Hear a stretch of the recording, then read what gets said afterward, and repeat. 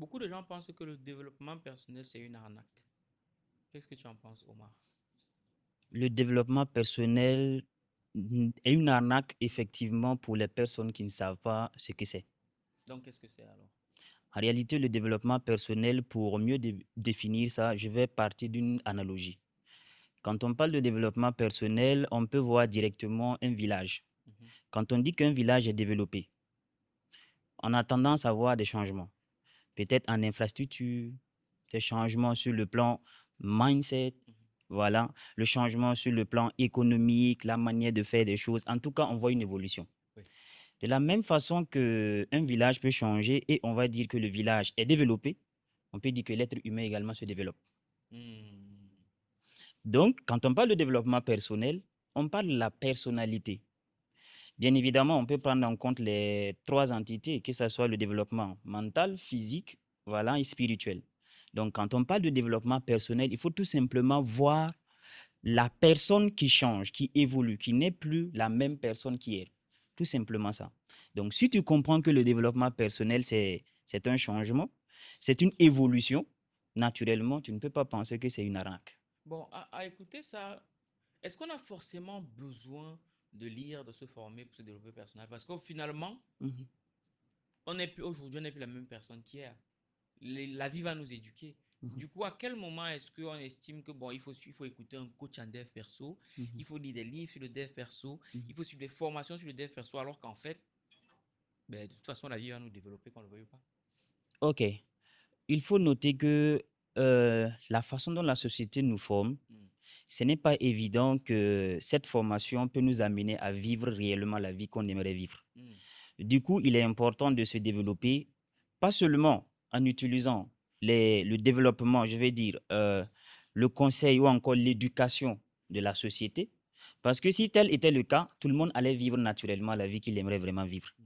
Donc, du coup, il est important de lire, parce que quand on dit de lire, il faut aussi lire en fonction de ce que tu as besoin. Mhm. Parce que quand on parle de développement personnel, quelqu'un, par exemple, qui veut se développer sur le plan art oratoire, ne va pas forcément aller lire des livres, par exemple, de sciences physiques. Oui.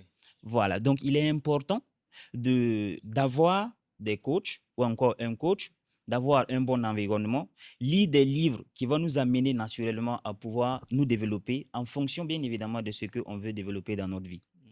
C'est important de savoir que on doit se développer, ce n'est pas forcément dans le sens de l'environnement dans lequel on est né, mais on doit quitter ce cadre, on doit quitter cet environnement pour devenir la meilleure version de nous-mêmes. Donc, il est important de lire. Oui, bon, on dit tout ça, mais aujourd'hui, avec les réseaux sociaux, on Mhm, assiste à une ribambelle de coachs en développement personnel, mais quand on les regarde, on se dit qu'eux-mêmes ils doivent d'abord se développer. mhm. Du coup, on ne sait plus trop euh, à quel sens se vouer, quel coach écouter, parce qu'on va dire, OK, si tu veux être coach en dev perso, Mhm, si tu veux accompagner les gens dans le dev perso, mhm, mais quelque part, il faut vivre ton message.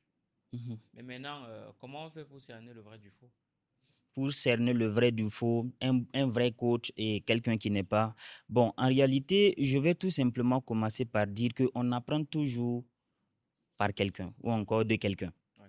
Donc, si quelqu'un parle, je me rappelle d'une citation d'un de mes mentors qui dit que lorsque je croise quelqu'un, peu importe son niveau, j'apprends de lui. Donc, il est important d'apprendre des autres. Peu importe ce que tu aspires devenir, il est important d'apprendre. Pas besoin de dire que lui, c'est un vrai coach, lui, c'est un faux coach. L'important, c'est d'avoir l'oreille d'étudiant. Parce que si moi, par exemple, je croise quelqu'un, ou encore je croise Valère, naturellement, je n'ai pas forcément besoin d'aimer tout ce que Valère dit ou encore d'avoir forcément des preuves, mais en l'écoutant, naturellement, je vais apprendre de quelque chose. Mhm. Je prends un exemple simple pour venir là où l'application que tu me poses. Hier, j'étais ici, j'ai suivi un podcast, j'ai appris quelque chose d'une dame. Mhm. Bon, naturellement, je ne sais pas si elle est coach ou pas, Oui. mais j'ai appris quelque chose d'elle. Mhm. Pas pour autant que je vais dire qu'elle est vraie ou faux, Oui. mais dans le langage qu'elle a eu, le temps qu'elle a eu à passer, j'ai appris beaucoup de choses d'elle. Mhm. Donc, du coup, dire que bon, est-ce que je dois trier pour voir, est-ce que lui là c'est un bon coach ou c'est un vrai coach? Moi, je veux tout simplement que nous, en tant qu'apprenant que lorsque on écoute quelqu'un, qu'on ait l'oreille d'étudiant pour tirer naturellement ce qu'on a besoin et pouvoir nous développer tout simplement. Donc, dire que je vais discerner, je vais chercher quelqu'un qui est bon, quelqu'un qui n'est pas bon. Non, moi je pars du principe qu'on doit apprendre. Et quand on doit apprendre, on doit avoir l'oreille étudiant. On écoute, on essaie de discerner, comme le disait Gimron, qu'il ne faut pas être un suiveur, mais il faut être un étudiant. Fais en sorte que ce que tu vas faire à la fin, que tu sois la personne qui décide à la fin. C'est-à-dire que le produit de ta propre conclusion, c'est ce que tu dois faire. Tu dois écouter maman qui dit ça, la petite soeur qui dit ça, le coach intel qui dit ça, le coach intel qui dit ça. Mais à la fin, ce que tu fais, tu dois être tout simplement à mesure d'assumer ce que tu fais. Hmm. Le résultat de ta propre conclusion. D'accord. Oui. Ok. Et toi aujourd'hui, s'il fallait, est-ce que c'est quoi ton plus gros regret aujourd'hui? Ok. Mon plus gros regret aujourd'hui, c'est de n'avoir pas découvert vite les vérités éternelles. C'est quoi les vérités éternelles? Quand je parle de vérités éternelles, je parle de vérités qui ne changent jamais. Comme laquelle? Que tout change. Les lois naturelles. Ouais. Tu vois, les lois naturelles sont immuables. Mhm. On ne peut pas changer les lois naturelles. Les lois des hommes, on peut changer les lois des hommes parce que si tu enfreins les lois des hommes avec et tout ça, on peut toujours accorder une grâce. Mais les lois de l'univers, les lois universelles, si tu les enfreins, tu vas écoper. Donc, mon plus grand regret, c'est d'avoir découvert ça, je peux dire un peu tard quand même. C'est quoi ces lois? Est-ce que tu peux nous en énumérer une ou deux qui ont transformé ta vie? D'accord. Alors, il y a deux lois qui ont beaucoup challengé ma mentalité. Oui. C'est à deux lois qui m'ont permis d'aller beaucoup plus en profondeur sur mon développement personnel. Et vraiment, ça m'a permis d'atteindre un certain niveau de ma vie. Et la première loi, je vais parler de la loi de la correspondance. Cette loi, peu importe qui on est, peu importe notre niveau d'études, cette loi s'applique à tout le monde, que tu le sais ou pas. Par exemple, la loi de la correspondance stipule que ce que vous êtes à l'intérieur correspond évidemment à ce que vous êtes à l'extérieur. Cette loi m'a beaucoup challengé. Ce qui voudrait dire que lorsque je regarde un miroir, ce que je perçois dans le miroir en réalité, c'est mon vrai moi. Si je veux changer l'image qui se trouve dans le miroir, je n'ai pas besoin d'aller gratter le miroir ou encore d'aller casser le miroir. Tout ce que j'ai besoin à faire, c'est de changer moi-même. Si ma coiffure ne me plaît pas, il faut que je change tout simplement ma coiffure pour apparaître normalement dans le miroir que je regarde. Donc, la loi de la correspondance a beaucoup challengé ma mentalité. Et il y a plusieurs cas que si je déballe, je pense que ça peut aider aussi d'autres personnes. Allons-y. Ok, d'accord. Je vais prendre l'exemple naturellement de quelqu'un qui n'est pas millionnaire et qui gagne des millions. Et ça, je vais parler par exemple au jeu de hasard et tout ça. Quelqu'un qui joue au jeu de hasard et qui gagne des millions, je pense que lui, ce n'est pas un millionnaire. Il possède des millions. Parce que posséder les millions et être millionnaire, ça va faire deux. Voilà pourquoi Jim Rohn, qui dit, il a beaucoup challengé, il m'a beaucoup impacté. Il dit que lorsque vous héritez miraculeusement de plusieurs millions, vous devez vite faire pour devenir millionnaire. Sinon, l'argent va disparaître. Ça veut dire que le premier fait allusion tout simplement à quelqu'un qui possède des millions, mais le deuxième fait allusion à quelqu'un qui crée, celui qui a la mentalité de création de richesse. Donc, du coup, quand tu hérites miraculeusement de plusieurs millions ou encore tu joues au loto et tu gagnes plusieurs millions, si tu ne deviens pas millionnaire, la mentalité de créateur de richesse, cet argent va partir. Et là, je vais expliquer ça tout simplement. Quand on prend un verre, Oui. on prend un verre et on part au robinet, on ouvre pour cueillir l'eau. Une fois que l'eau remplit le verre, le reste va verser. Oui. C'est-à-dire que dès lors que je reste là-bas, même si je reste là-bas pendant 24 heures, je ne peux pas cueillir l'eau au-delà du contenant de verre. Oui. C'est la même chose. Celui-là qui a hérité de plusieurs millions, ou encore tu as joué au jeu de hasard et gagné plusieurs millions, il avait un contenant intérieur en argent. Si son contenant intérieur en argent était par exemple 500 000 francs et qu'il a bouffé par exemple 5 millions ou encore 50 millions, naturellement tout le reste va verser de la même façon que l'eau coule va verser. Ce qui va rester, c'est son contenant en argent qui va rester. S'il avait une vie, genre une correspondance mentale de 500 000 francs, il va mener une vie de quelqu'un qui touche 500 000 francs. Et ça frappe beaucoup les salariés.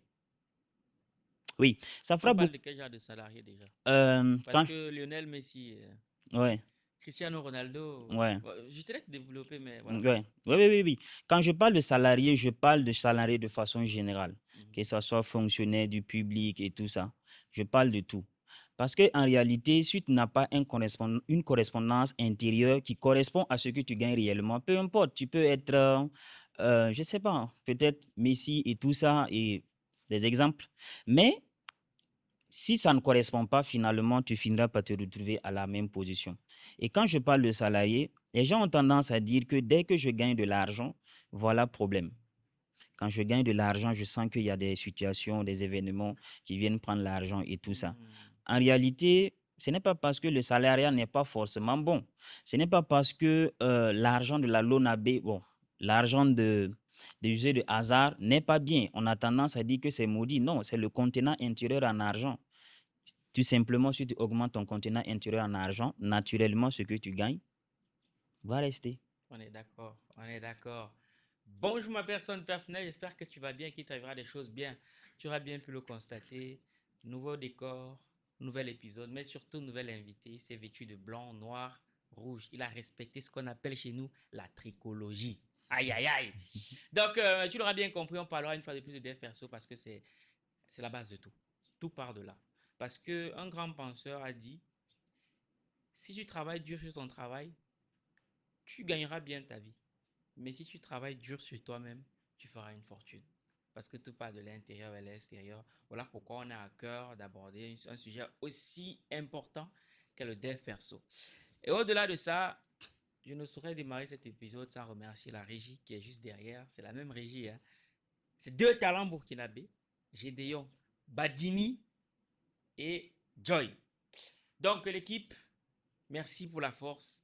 Et le reste, on se donne rendez-vous ce 5 et 6 juillet à l'hôtel Azalaï pour la 4e édition du week-end de l'écrivain.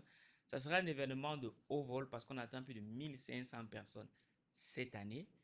Ça sera un format innovant parce que tout le monde y trouvera son compte. On parlera de plusieurs sujets divers et variés. Il y aura des formations, des conférences, des ateliers, des masterclass. Mais au-delà de ça, si vous êtes entrepreneur, conférencier, auteur, écrivain, eh bien, dites-vous qu'il y aura des stands qui seront mis à votre disposition pour pouvoir exposer vos produits et ou vos services. À côté de ça, il y a des salles qui seront mises à votre disposition pour que vous puissiez donner une masterclass, une formation, une conférence, afin que vous puissiez faire savoir ce que vous savez et ce que vous pouvez apporter au monde. Parce que si tu n'es pas vu, tu ne vends pas. Bref, je ne fais pas un dessin. Vous avez juste à contacter le numéro qui est en dessous de cet écran ou aller dans le premier commentaire dans la description de cette vidéo afin d'avoir toutes les informations nécessaires pour bénéficier de cet événement inédit. Et bien sûr, l'invité qu'on reçoit aujourd'hui sera des nôtres. Maintenant que tout ceci est dit, tu me connais, on va tirer à balles réelles parce qu'on aime le sang, la paix n'est pas rentable. Donc, allons-y. Les éditions Argent Livre vous donnent rendez-vous pour le week-end de l'écrivain les 5 et 6 juillet 2025 dès 9h à l'hôtel Azalaï de Ouagadougou. Un événement incontournable qui met en lumière les auteurs et entrepreneurs africains avec plus de 1500 participants attendus, des conférences et masterclass exclusives et une formation sur l'écriture. Contact 70 30 17 74 ou 61 57 73 47. On va pouvoir souhaiter la bienvenue à notre invité. Bonjour Omar. Bonjour Valère. Ou devrais-je plutôt dire Neizabre. Neibeo. Ah non, Neibo, c'est vrai que c'est le matin, pardon. Neibeo, voilà. C'est le matin. C'est que ça me mélange. Mais eux-mêmes, ils m'ont pas encore bien expliqué. Ouais, dans les Burkinabés, il faut bien m'expliquer. Ben écoute, comment tu vas, Omar? Ouais, je vais très très bien, très bien. Super, ok. En tout cas, on te souhaite la bienvenue sur ce plateau. Je rappelle que Omar est auteur d'un livre très intéressant. On en parlera tout à l'heure. Plus d'excuses pour entreprendre. Voilà. On en parlera tout à l'heure. Mais avant, on va d'abord revenir sur Omar. Qui es-tu pour ceux qui te découvrent? Ta caméra, elle est là. Ok. Pour ceux qui me découvrent pour la première fois, mon nom c'est Omar Nebié. Je suis entrepreneur numérique, conférencier international. Je suis également l'auteur du livre, comme Valère vient de souligner, Plus d'excuses pour entreprendre. Et dans ce livre, j'ai détaillé de A à Z pourquoi vous n'avez plus d'excuses pour entreprendre, peu importe vos occupations, que vous soyez fonctionnaire, salarié, travailleur autonome, vous avez la possibilité d'entreprendre avec le monde numérique aujourd'hui. Donc, si vous m'avez pas encore découvert, voici un peu comment je peux me présenter rapidement. Ok, Oui. super. On va tous mettre les pieds dans le plat. Mhm. Comment s'est passée ta rencontre avec le développement personnel? Qu'est-ce qui s'est passé? Ok. Bon, ma rencontre avec le développement personnel, je vais dire que ça va dater de 2019. Je vais profiter, citer par là le grand frère coach Simon Ouedraogo, À qui on fait un gros big up. à qui, ouais, effectivement, on fait un gros big up. Et je peux dire que ma rencontre avec le développement personnel, s'est commencé là-bas. Je l'ai écouté à une émission à la radio qu'on appelle 100 minutes pour comprendre, je crois bien. Voilà, et il a dit des mots qui m'ont quand même poussé à remettre en question ma manière de voir les choses, ma compréhension de la vie, voilà, et tout est parti de là. Et voilà pourquoi, bon, je me suis dit, bon, ok, il parle de lire des livres et tout ça. Je n'avais jamais lu un livre en ce moment. Et c'est de là que j'ai vu un ami, je n'ai même pas payé de mon argent. Avec mon argent, j'ai vu un ami qui tenait un livre, Réfléchissez, devenez riche. Bon, et j'ai pris le livre avec lui. C'est de là que tout a commencé. En lisant le livre, je me rappelle, c'était un soir, en mars, un soir, il y a un monsieur, voilà, que je ne vais pas citer son nom, il m'a dit de ne pas citer son nom, que je juge être mon mentor physique qui me guide pas à pas sur le chemin. Et il m'a croisé, j'étais en train de lire le livre, il m'a demandé si je comprends le livre. Je lui ai dit, ouais, je comprends le livre. Il m'a répété la question, est-ce que tu comprends le livre? Je dis, ouais, je comprends le livre. Est-ce que réellement tu cernes ce qui est dit dans le livre? Je commence à douter. Je dis, bon, vraiment, bon, je pense que je comprends quand même. Il dit, bon, ok, si tu veux bien comprendre le livre, tirer vraiment le sens réel du livre, il faut venir ce soir à telle heure, à telle heure. C'est de là que tout est parti. Je suis allé le voir et voilà, il m'a montré certains trucs. Et qu'est-ce qu'il t'a enseigné concrètement? Bon, d'accord. Il m'a beaucoup enseigné sur qui je suis. Bon, du genre l'homme, l'être humain en réalité. Donc, bon, c'est pas forcément spirituel, si je peux le dire ainsi, mais il m'a vraiment ouvert les yeux. Il m'a montré en réalité d'où nous venons, voilà, où est notre source en réalité, d'où est-ce que nous venons, où est-ce que nous voulons être et tout ça. Bon, il m'a appris des trucs comme ça. Et d'où est-ce que nous venons? C'est quoi notre source? Bon, d'accord. Euh, je ne voulais pas forcément aborder le... Ce n'est pas religieux. Oui. Je n'ai pas religieux. Je vais quand même aborder parce que c'est important aussi que Oui. d'autres personnes découvrent. Il faut noter que l'être humain, à la base, vient d'une source infinie. C'est-à-dire que nous venons d'une source infinie, d'une lumière éternelle, d'un tout, d'un tout. Nous venons d'un tout, d'un, comment je vais appeler ça? D'une flamme. Et nous ne sommes que des étincelles de cette flamme. Exactement. Donc, c'est ce qu'il m'a enseigné. Et il me fait comprendre également que je suis issu d'une divinité et j'ai la possibilité de réclamer mon droit divin. Donc, quand j'ai compris ça, j'ai su en réalité que je suis en réalité un avec la source. Et quand j'ai découvert, j'ai dit, bon, d'accord, si je suis un avec cette source qui est omnipotente, omnisciente, ce qui veut dire que moi également, je suis de la même nature. Et il allait beaucoup plus loin en me disant que lorsque je pars à la mer et que j'enlève de l'eau avec un gobelet, l'eau étant dans le gobelet est pareil que l'eau se trouvant dans la mer. Oui. Si l'eau dans la mer est salée, ce qui voudrait dire que l'eau dans le gobelet sera salée. Donc, il n'y a pas de possibilité que nous, on se sépare en réalité du Créateur. De cette flamme, nous, on émane de cette flamme. On ne doit pas penser qu'on est différent de cette flamme. Donc, il m'a enseigné tous ces trucs. Ça a pris quand même un temps. Ouais, c'est très profond. Et tout de suite, tu as le déclic ou alors il faut un temps pour que ça mature dans ton esprit? Bon, ça m'a pris... Bon, le même jour, ça m'a sonné l'esprit quand même, ça m'a sonné l'esprit, mais ça a pris un temps d'application, de lecture, voilà, d'études, surtout le livre que j'ai beaucoup étudié en son temps qu'il m'a recommandé. Je crois que c'est Master Cake System, la clé de la maîtrise. Ah, Oui, donc ça m'a beaucoup aidé. C'est pas un livre qu'on peut lire tout simplement parce que on aime la lecture, mais c'est un livre qu'il faut lire et appliquer. Je crois que c'est un livre qui se lit pendant 6 mois. ah oui. Oui, oui, oui. Ouais, c'est vrai qu'il y a des livres, il y a des livres qui s'y prêtent. Et question un peu bateau, mais je la pose quand même, c'est aujourd'hui, qu'est-ce que le développement personnel t'a permis d'accomplir, de réaliser de manière concrète? D'accord. Il faut déjà noter que ce que le développement personnel m'a permis de réaliser d'abord, c'est ma propre personne. Parce qu'en réalité, comme je le disais tantôt, il faut d'abord être avant de pouvoir avoir. Si tu n'es pas, tu ne peux pas avoir. Donc, je peux dire que si je vais évaluer ce que le développement personnel a permis d'avoir, je ne vais pas forcément évaluer le matériel, mais je vais évaluer plutôt ce que je suis au-dedans de moi. Je sens que je suis devenu une meilleure personne plus que j'étais avant que je ne rencontre le développement personnel. Pourtant, si on dit que ce qui est à l'intérieur de moi doit correspondre à ce que je peux gagner à l'extérieur de moi, je me réjouis déjà parce que ce que je suis en train de s'aimer en moi, lorsque réellement ça va s'appliquer, c'est de grand. Donc, je vois déjà cet accomplissement que ce que j'ai déjà. Hmm, Oui, ok.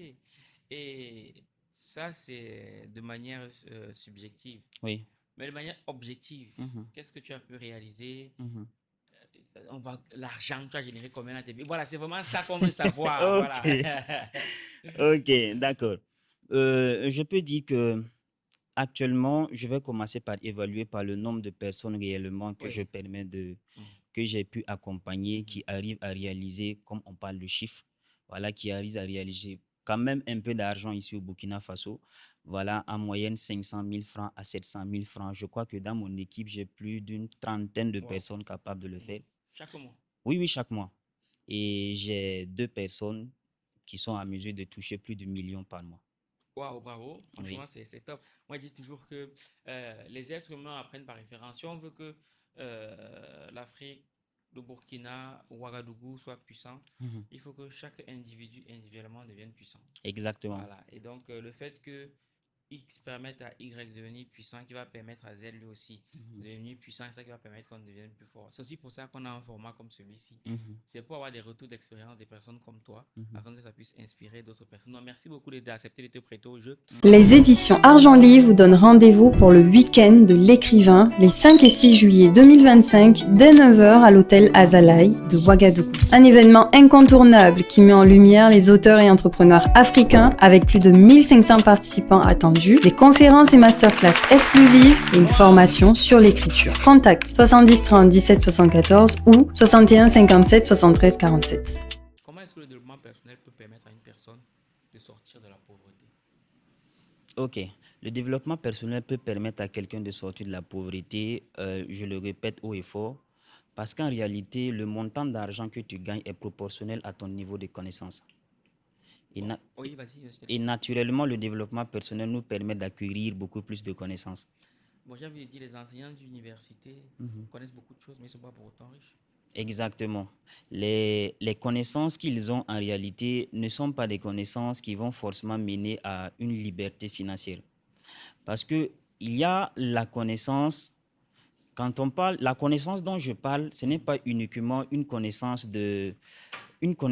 assez basique ou encore une connaissance que nous devons répéter. Oui. Voilà, on apprend littéralement et on répète pour qu'on dise qu'on a la connaissance. Quand je parle de connaissance, je parle beaucoup plus de connaissance, beaucoup plus intérieure. Une connaissance nous permettant de vivre pleinement notre vie. Parce qu'en réalité, à l'école, à ce que je sache, on ne nous enseigne pas en réalité comment gagner de l'argent. Mhm. On ne nous enseigne pas comment économiser l'argent, comment faire fructifier l'argent. Donc, naturellement, ce n'est pas évident que les connaissances de l'école nous amènent vraiment à gagner beaucoup d'argent. Donc, tu es en train de nous dire que l'école est périmée. Ouais, oui, oui, oui, oui, ça, je suis parfaitement d'accord. Voilà pourquoi il y a une de mes vidéos que j'ai faite. J'ai dit qu'en réalité, si tu as le doctorat et que tu ne vis pas réellement la vie que tu aimerais vraiment vivre, Réellement, quand je parle de la vie que tu aimerais vraiment vivre, c'est une vie, par exemple, entre deux avions, si c'est ta passion, c'est qu'en réalité, l'école t'a bousillé. Waouh, c'est fort ce que tu dis, tu dis que l'école, l'école t'a bousillé. Oui, oui, Donc oui. tu es en train de faire quoi? Maintenant, bon, ok, l'école n'enseigne pas comment gagner de l'argent. On apprend dans ça où? La façon de gagner de Oui, l'argent, où est-ce qu'on apprend? on apprend ça, la connaissance de la vie. Ça dit que dans la vie, dans l'environnement, voilà, les leçons de la vie.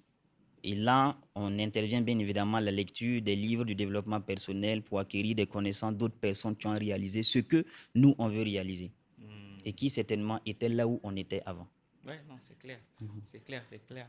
Et est-ce que pour toi, l'Afrique a plus besoin de développement personnel que d'argent?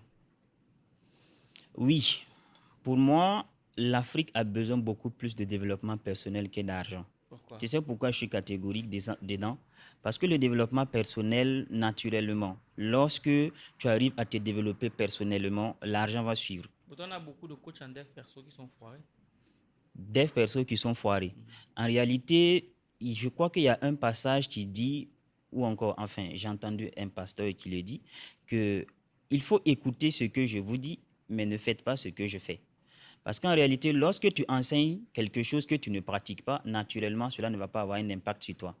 Oui, oui. Voilà. Donc, quand tu enseignes quelque chose que tu ne pratiques pas, ça ne peut pas avoir d'effet sur toi-même. Pourtant, la pratique, c'est sur toi-même d'abord. Voilà pourquoi c'est important de se développer soi-même et penser à développer les autres. Ouais, c'est vrai, ça se tient, ça se tient. Il parle bien, hein? Ok, top. Et pour quelqu'un qui t'entend, qui Oui. t'écoute, et s'il dit, ok, j'aimerais commencer à me développer personnellement. Par où je commence? D'accord. Pour se développer personnellement, ce que je conseille à la personne, c'est de commencer d'abord par voir son environnement. Parce que l'environnement a un impact considérable dans la vie de l'être humain. Si tu veux te développer, commence d'abord par voir ton environnement. Et là, je donne un test très souvent lorsque j'anime des conférences. Je dis que si tu veux savoir que ton environnement n'est pas un environnement dans lequel que tu dois évoluer, ce n'est pas un environnement favorable pour toi, tu peux tout simplement réunir l'environnement qui t'entoure chaque fois et tu poses une question. Tu dis, bon, là actuellement, il faut que les amis ou bien ma famille, ok, je veux avoir une activité capable de me faire générer 10 millions par mois. Oui. La réaction de cet environnement va te dire naturellement, Et on est dans le bon. exactement. Certains vont te dire, bon, mais attends, tu peux répéter ce que tu viens de dire. Parce qu'en réalité, là-bas, la vibration, les gens ne vibrent pas à une fréquence où on peut gagner beaucoup d'argent. Ouais. Donc, cet environnement n'est pas fait pour toi. Donc, la première des choses que tu dois faire, commence à tester ton environnement. Si ton environnement n'est pas favorable pour toi, tu dois changer d'environnement. Et ça m'amène aussi à prendre un autre exemple. Oui. Quand on prend par exemple un verre, et qu'on met de l'eau, si le verre est cylindré naturellement, L'eau l'eau va se... prendre la forme d'un Exactement. Si le verre a une autre forme quelconque, l'eau va prendre cette forme. Ce qui voudrait dire que si l'eau veut changer de forme, il va falloir que l'eau quitte ce verre et aller dans un autre verre qui le convient. Donc pour se développer personnellement, commence à voir dans quel environnement tu es. Si tu changes d'environnement, naturellement, les choses vont changer en ta faveur. Ouais, c'est vrai, c'est tellement vrai, tellement vrai. Et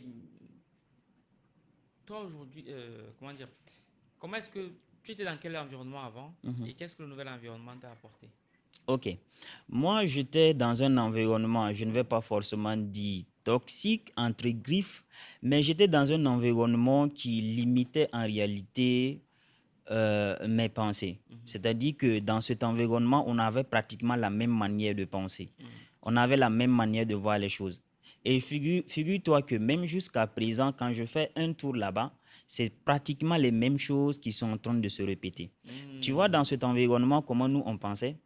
Lorsque on voit par exemple un jeune de la trentaine ou de la quarantaine qui roule un véhicule vraiment exceptionnel, qui s'habille très bien, en tout cas qui est à l'aise, c'est comment on pensait. Soit la personne est un voleur de l'État, soit la personne a des bras longs dans le gouvernement, soit la personne a bouffé le wak d'argent, les bédos magiques et tout ça. Ah ouais, je vois que c'est les mêmes réalités un peu partout. Hein. Et pire encore, tu vois, ces pensées nous ont conduit même à quelque part pour que nous-mêmes, on puisse faire la même chose.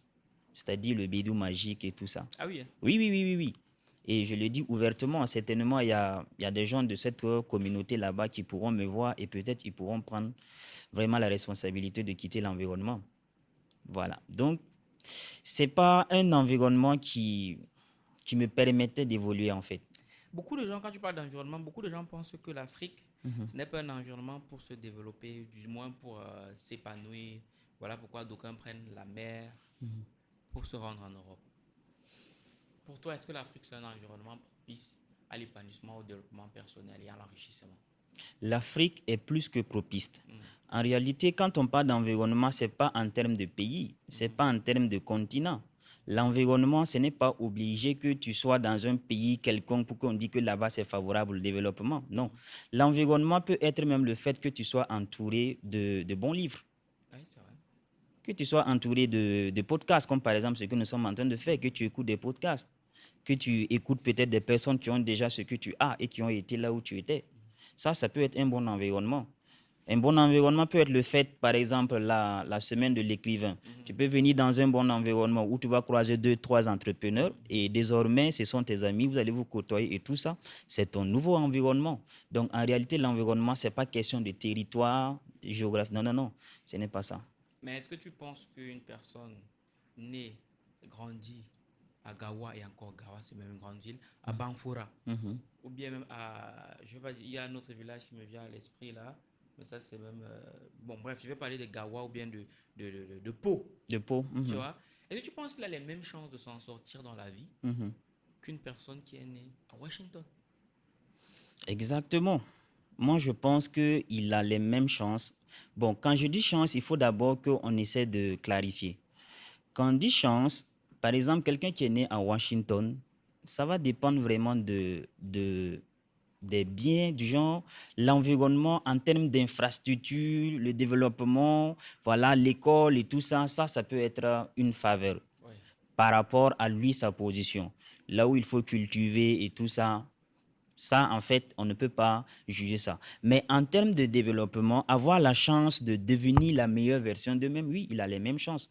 On est tous égaux. Non, mais attends, quelqu'un qui est peut-être à Pau, qui n'a jamais vu une bibliothèque, qui ne sait même pas lire, qui n'a jamais, voilà, qui ne sait pas lire, qui ne sait pas écrire, parce qu'il n'y a pas d'école, il n'y a personne pour lui montrer comment faire tout ça. Mhm. OK. En ce moment, on va peut-être faire référence à nos grands-parents. Oui. Quand on fait référence à nos grands-parents, bon, en réalité, ils ne lisaient pas forcément. Mhm. Mais je pense qu'ils faisaient partie des communautés les plus organisées qui réussissent également leur vie en leur manière. Parce que quand on va revoir, il faut voir aussi le contexte. Par exemple, quand on prend lui sa position, et il n'est jamais allé à l'école, il n'a jamais lu un livre, il n'a pas de téléphone et tout ça, bon, quand même, c'est un peu compliqué sur le plan de développement personnel parce que tu n'as pas découvert autre chose que ce que tu vois Tout à fait. d'habitude. Donc, ça serait un peu compliqué pour lui, bon, de pouvoir se développer en tant que tel en comparaison de quelqu'un qui est en ville. Mhm. Voilà. Ok, bon, imaginons qu'il a quand même réussi à avoir un petit téléphone portable. OK. Il a eu une connexion, je sais pas moi, d'1 heure ou 2. OK. Et là, il écoute ce podcast-ci. Ouais. Qu'est-ce que tu avais lui adresser comme message? Il t'écoute. Mhm. Et là, bon, autour de lui, il n'y a pas de livre. Mhm. Il a eu la connexion pendant 1 heure. Mais après, il doit retrouver son environnement habituel. Quel est le message que tu as lui adressé tout de suite pour changer sa vie?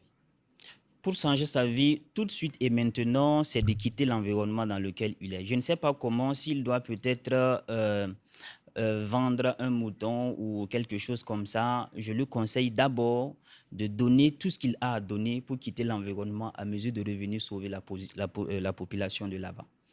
C'est le seul conseil que je peux le donner tout de suite et maintenant. Par exemple, tu es tombé sur ce podcast et tu es en train de suivre. Après, tu n'auras plus la possibilité de te connecter. Tu peux quitter ta position et aller dans une autre position parce qu'en réalité, les êtres humains ont la capacité de bouger. Nous ne sommes pas des arbres. Oui. Mais il n'a pas d'argent. Du genre, il n'a pas d'argent, mais il a un téléphone. C'est le téléphone de son père. Le téléphone de son père. Donc, supposons que son papa doit avoir l'argent. Mais son papa ne l'entend pas de cette oreille-là. Mais je ne vais pas te laisser te rendre, changer d'environnement, je ne sais pas, changer de ville là, comme ça, c'est compliqué. Ok, d'accord. Se lever et changer de position, même sans argent, tu peux le faire. Mm. Oui, même sans argent. Par exemple, tu as pris l'exemple de Pau et tout ça. Même sans argent, tu peux changer de position. Parce que je sais que peu importe la position de quelqu'un dans un pays, tu sais naturellement qu'il y a une ville là quelque part. Tu sais naturellement qu'il y a des cars qui viennent là-bas. Oui. Le village n'est pas quand même isolé en telle enseigne qu'on ne sait pas qu'il y a une ville. Mhm. Donc, toute personne qui veut se déplacer pour aller dans un autre pays, et du genre, dans une autre ville, c'est plus que possible. Hmm. Oui, c'est plus que possible. De toute façon, moi, j'ai pour habitude de dire que Mhm. je te rejoins, hein. Moi, j'essaie de pousser le bouchon à Oui, oui, oui, l'extrême oui. parce qu'il y a toujours Mhm. des gens qui ont ces blocages-là. Le niveau de courage avec lequel tu vivras sera très déterminant sur le niveau de réussite auquel tu seras confronté. Mhm. Donc, on a vu Chon Yang qui a quitté son village Mhm. pour se rendre en ville à Dakar. Et Mhm. aujourd'hui, là où il a travaillé avec Barack Obama. Mhm. Donc, je pense qu'à un moment donné, il faut se donner les moyens Mhm. pour atteindre les objectifs qu'on souhaite atteindre. Et au-delà de tout ça, tout ce que tu dis, c'est bien beau. Mais tu as aussi tu as aussi écrit un livre sur l'économie numérique. Plus d'excuses pour entreprendre. Oui. C'est quoi les excuses que les gens trouvent souvent et qui les empêchent d'entreprendre?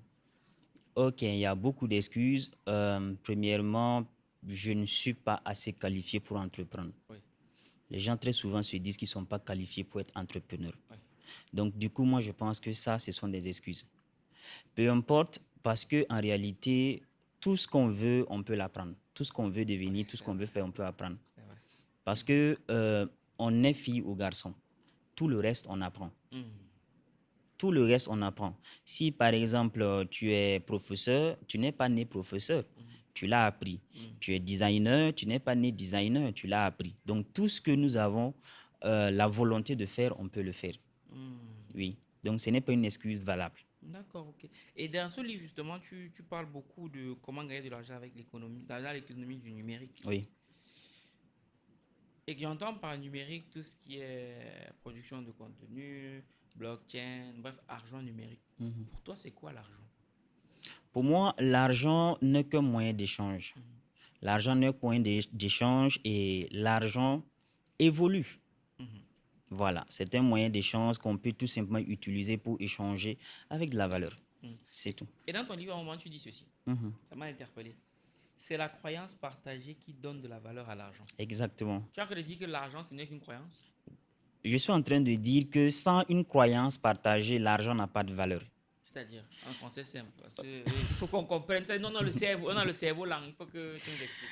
Ok. Ce qui donne la valeur à l'argent, effectivement, c'est la croyance partagée. Si, par exemple, vous êtes dans une communauté et que vous entendez qu'une pierre qui a une forme cylindrée ou encore qui a une forme cubique a une valeur de temps et que tout le monde croit en cette valeur, on peut l'utiliser comme moyen d'échange. Tout à fait. Tout à fait. Parce que quand on prend, par exemple, nos grands-parents à l'époque utilisaient les kouris comme moyen d'échange. On peut dire que, par exemple, 10 kouris égale à peut-être 10 colas ou encore 5 colas. Mhm.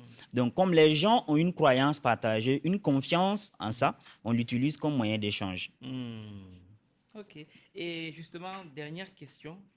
Tu dis aussi que l'économie du numérique peut permettre à n'importe qui Mhm. de faire de level up dans son business. Mhm. Prenons par exemple un maçon. Un maçon, oui. Comment est-ce que l'économie du numérique peut lui permettre de faire grossir sa boîte de maçonnerie? Ok, pour faire grossir sa boîte de maçonnerie, là, je vais le diriger directement soit sur la production de contenu Oui, ou encore sur la publicité. oui. Oui, sur les deux plans, il peut grossir sa boîte. Par exemple, plus tu es visible, plus tu as la possibilité d'avoir beaucoup plus de clientèle. Mhm. Et quand tu produis du contenu, que ce soit, peu importe le réseau social que tu vas utiliser, naturellement, tu auras beaucoup plus de vues, tu auras beaucoup plus sur la toile par rapport à si tu es caché dans ton coin. Non, c'est clair. Donc déjà, en fonction de ça, tu peux avoir beaucoup plus de personnes qui pourront te contacter pour te confier des marchés par rapport à si tu n'es pas sur le numérique. Ouais, c'est clair. Si tu n'es Oui. pas vu, tu ne vends pas. Ça, c'est une réalité. Je veux me lancer, mais je n'ai pas d'argent. J'ai besoin de financement. Des gens se lancer sur l'économie, ou bien c'est le même En maçon? business, Ok. n'importe. Ok. Si je vais me lancer sur le numérique et je n'ai pas d'argent, si quelqu'un me dit ça, je vais tout simplement lui dire que ça fait plusieurs mois que moi je te cherchais. Parce que si tu as la volonté, hein, tu peux le faire. L'argent, en réalité, n'est pas une justification. Le manque d'argent n'est pas une justification du fait que tu ne peux pas te lancer sur le numérique aujourd'hui. Si je pose la question directement à ceux qui nous suivent, personne ne peut me dire que il a passé toute une journée sans aller sur les réseaux sociaux. Mhm. Bon, si par exemple, tu ne peux pas passer une journée sans aller sur les réseaux sociaux, sur Facebook, sur TikTok, peu importe le réseau social que tu utilises, ça veut dire que tu as suffisamment d'argent pour commencer.